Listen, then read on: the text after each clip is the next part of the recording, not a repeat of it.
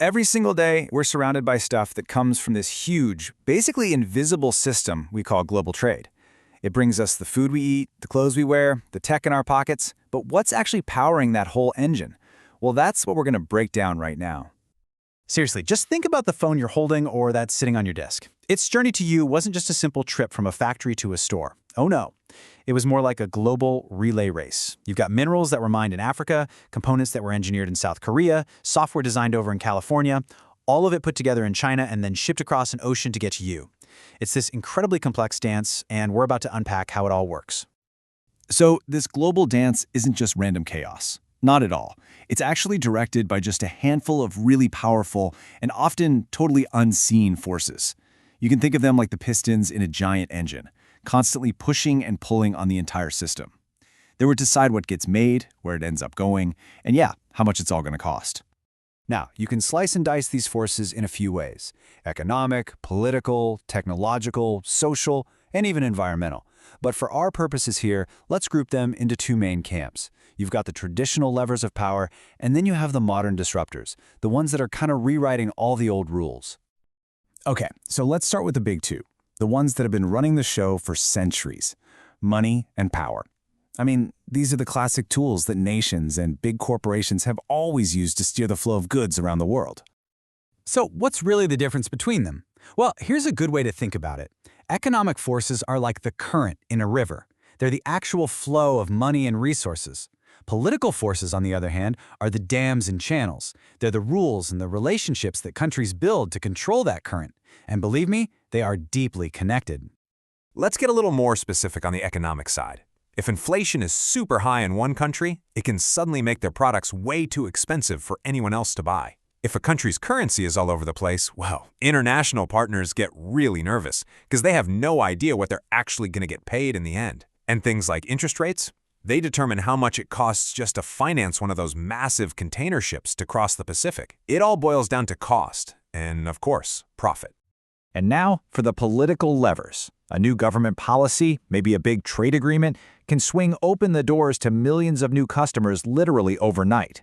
But on the flip side, something like trade sanctions can slam that same door shut just as fast. Even simple things like good diplomatic relationships can grease the wheels for deals that would otherwise get tangled up in red tape forever. You could say politics is kind of like the world's traffic light for trade. But here's the thing. Money and politics? They aren't the whole story anymore. Not even close. There are new forces in the game, and they are completely changing how it's played. These are the modern disruptors, and let's start with one of the biggest ones. So what's the first disruptor? Technology. It's basically put globalization on steroids, right? It's just smashed barriers of time and distance that used to seem impossible to overcome, and it's totally rewired how the world does business. And we're not talking about abstract ideas here. This stuff is incredibly practical. Because of digital communication, a deal can be hammered out between people on 3 different continents in a single afternoon. Advanced logistics mean a company can track one little package in real time, all the way from a warehouse in Shenzhen to a doorstep in Ohio. Technology just made the world feel a whole lot smaller and a whole lot faster. And then there's this other new voice that has become incredibly powerful. And it's not a government, it's not a corporation, it's us, it's the consumer. Things like social and environmental values are no longer some small niche concern.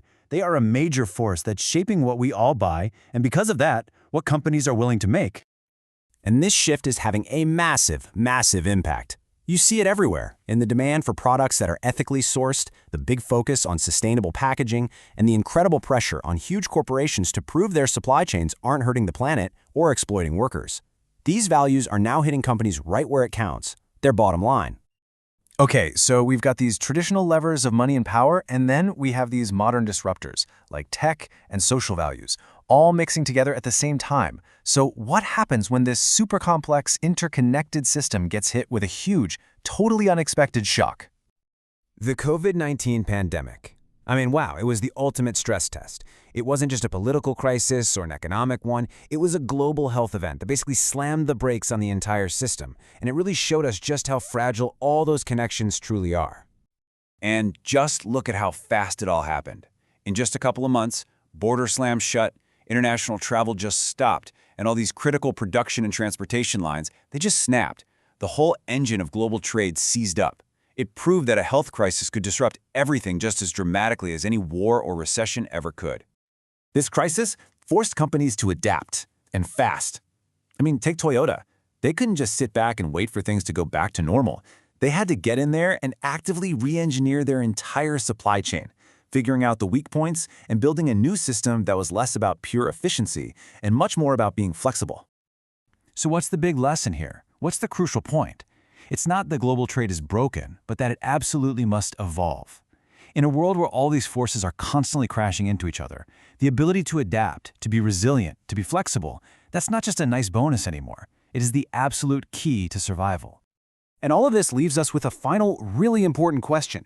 Now that you've seen the forces at play, the economic, the political, the technological, the social, the environmental, which one do you think is going to be the next big disruptor? A brand new technology we haven't even thought of? A major climate event? A huge political shift? The framework is there. Now it's your turn to think about what's next.